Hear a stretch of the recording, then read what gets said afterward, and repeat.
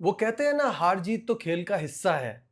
लेकिन भाई हमारे हिस्से में हार ही क्यों आ रही है? This is Najibul Hasnain, honestly speaking. Pakistan team ने इस बार फेयरलेस क्रिकेट खेली, इंटेंट दिखाया, लगा कि वो कुछ करने आए हैं, कुछ सोच कर आए हैं, बट सिर्फ 10 ओवर तक। 10 ओवर के बाद सारा मोमेंटम फुस हो गया, क्योंकि ये हमारी अपनी गलती है।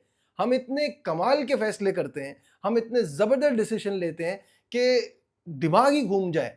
आज हमने हुसैन तलत को खिलाने का फैसला किया। हुसैन तलत को खिलाया भी और ऐसे नंबर पे भेजा कि जहां मोमेंटम बनाने की जरूरत थी, वो पूरा का पूरा मोमेंटम ढेर हो गया। इससे पिछले वाले मैच में हमने अचानक से खुशदिल शाह को खिलाने का फैसला किया था। मैं बार बार कहता हूं, ये जो हमारा हेड कोच है, मुझे कभी कभी ऐसा लगता है ये किसी गांव से आया है और इसको क्रिकेट की कोई समझ नहीं है।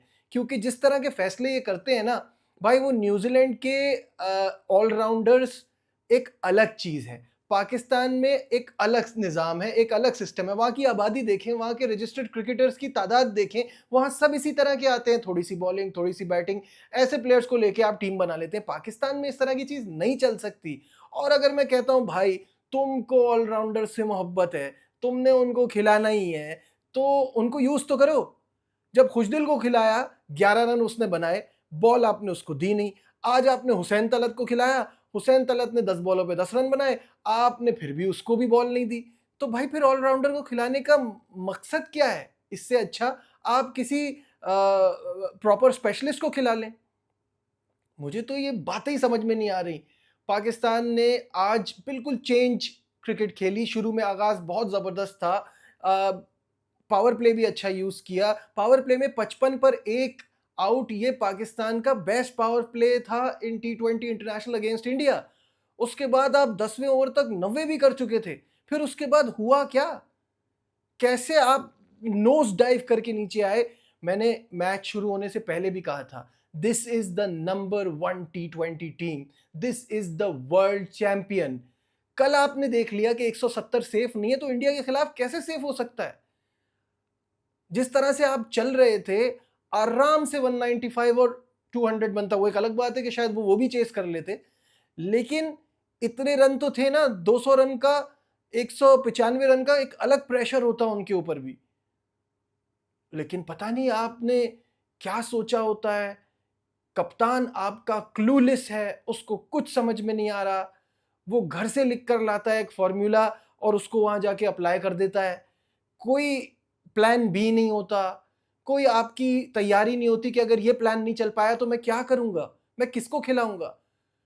आज पूरी बैटिंग आप राइट और लेफ्ट के कॉम्बिनेशन के साथ करते रहे। वहां जब लेफ्ट हैंडर्स खेल रहे थे, आपने नवाज को बॉल ही नहीं दी।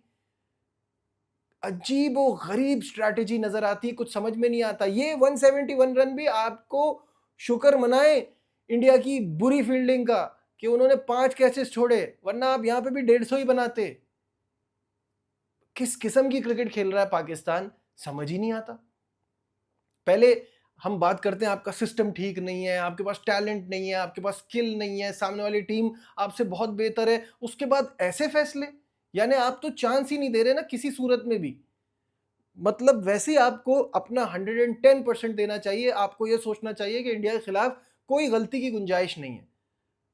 आप गलतियों पे गलतियां किए जा रहे हैं और किसी की समझ में नहीं आ रहा ये कैसे ठीक होगा। कोई पूछने वाला ही नहीं है ना। सारे फैसले, जाहिर सी बात है, जब आपका कप्तान बैटिंग में भी स्ट्रगल कर रहा है, बॉलिंग पे वो आता नहीं है, फील्डिंग उसकी कोई ऐसी है नहीं, गेम में उसकी कोई अवेयरनेस होती नहीं है, तो वो अपने फैसले लेता ही नहीं है। फैसले तो ले रहा है माइक हैसन, और माइक हैसन को जो समझ में आ रहा है वो उस हिसाब से करे जा रहा है। आप अपनी सीवी दिखाते हैं, देखो हम जब से मैं आया हूं हम इतने मैचेस जीते हैं, ये भी तो बताओ किन के खिलाफ। मीडियोकर क्रिकेट की आपको आदत हो गई है छोटी टीमों से खेल खेल के। बड़ी टीमें आपके यहां आती हैं तो उनके मेन प्लेयर नहीं आते, छोटी टीमों से आप खेल के खुश हो जाते हो। तो आपकी क्रिकेट कैसे इंप्रूव करेगी? आप तो ग्रोथ कैसे होगी? खैर, मैच के बारे में आपको बताता चलूं कि इंडिया ने टॉस जीता and it was a very important toss. Toss बड़ा अहम था, वो हमने कल के मैच में भी देख लिया। इंडिया ने हमको बैटिंग की दावत दी और शुरुआत पाकिस्तान का, जैसे मैंने आपको बताया, बहुत ज़बरदस्त रहा।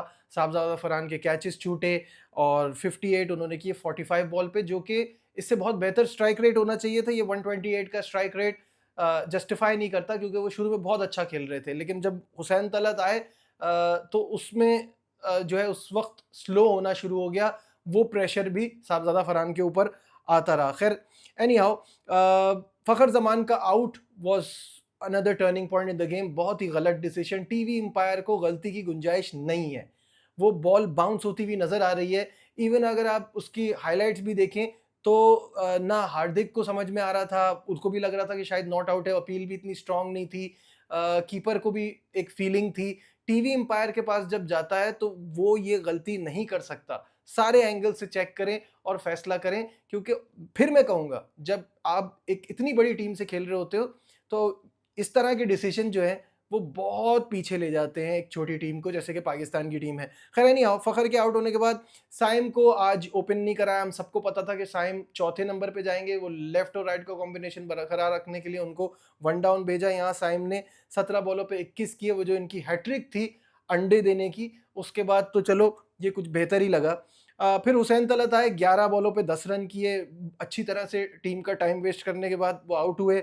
मोहम्मद नवाज को भेजा गया। मुझे नहीं समझ में आ रहा, जब आपको कुछ डिफरेंट करना था, आपको पता है फ़हीम अशरफ चल रहा है, और ये मैच के दरमियान जो हमारी ट्रांसमिशन थी उसमें भी मैंने कहा कि फ़हीम अशरफ को आप पहले भेज देते, वो इस तरह की हिटिंग बहुत अच्छी कर लेता है, लेकिन पता नहीं नवाज को पहले भेजने की लॉजिक मुझे समझ में नहीं आई। फिर आगा तो 13 बॉलों पे 17 करके नॉट आउट रहे। फ़हीम ने 8 बॉलों पे 20 रन किए 250 के स्ट्राइक रेट से। तो वो जो पाकिस्तान का मोमेंटम ख़राब होना शुरू हुआ ना, उसके बाद से, जब 93 फॉर 2 के बाद से पाकिस्तान का मोमेंटम बुरी तरह से ख़राब हुआ, और फिर पाकिस्तान का ऐसा लग रहा था कि 160 165 तक जाएगा, बट एटलीस्ट उन्होंने 171 दे दिया।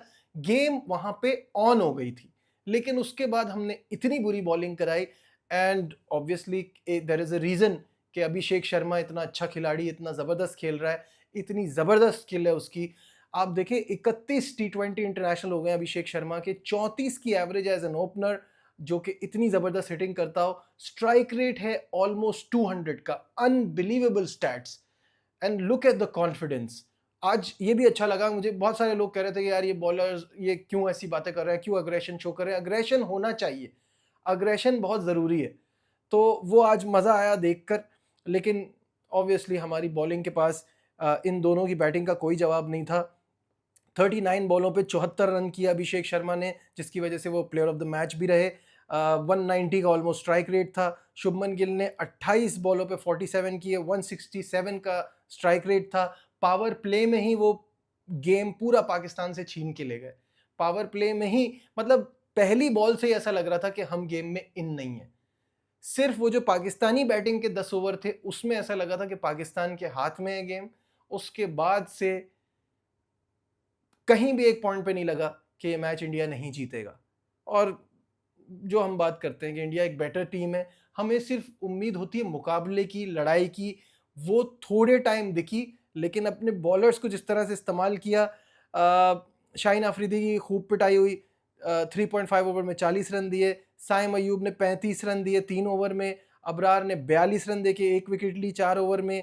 Haris Rauf was the pick of the bowler, 26 run देके 2 विकेटें ली अपने 4 ओवर में। फ़हीम अशरफ ने 4 ओवर कराए, 31 रन दिए, 1 विकेट ली। तो ओवरऑल बॉलिंग बहुत ख़राब रही। ना हमने नवाज़ को यूज़ किया, ना हुसैन तलत को यूज़ किया। और मुझे अब ये भी समझ में नहीं आता कि आपको क्या पड़ी हुई है कि आपने साइम से ही बॉल करानी है शुरू में। यूएई में दोनों फास्ट बॉलर्स होने चाहिए। जब इंडिया की बैटिंग इतनी तगड़ी है तो हमको अपनी बॉलिंग उस हिसाब से खिलानी चाहिए ना। ये क्या खिला रहे हैं हम? खैर, तो आदत सी है ऐसे हारने की हमको। बहुत जल्द बहुत कुछ करना है, इम्प्रूवमेंट की बहुत ज़रूरत है। और अब पाकिस्तान के लिए एशिया कप इज़ डू और डाई। आपको अपने दोनों मैचेस जीतने हैं, more like quarter final and semifinal. आपको श्रीलंका को भी हराना है, बांग्लादेश को भी हराना है, और तभी आप फाइनल में जा सकते हैं। और राइट नाउ एशिया कप में पाकिस्तान का फाइनल में पहुंचना ही जीत के बराबर है, क्योंकि इस टीम से हम और ज़्यादा एक्सपेक्टेशन रख नहीं सकते। आप क्या सोचते हैं, क्या ऐसा करने में पाकिस्तान टीम कामयाब हो पाएगी? और इस गेम के हवाले से कुछ भी कहना चाहें कमेंट्स में ज़रूर बताएं। लाइक शेयर सब्सक्राइब देखते रहिए नजीबुल हसनैन ऑनेस्टली स्पीकिंग।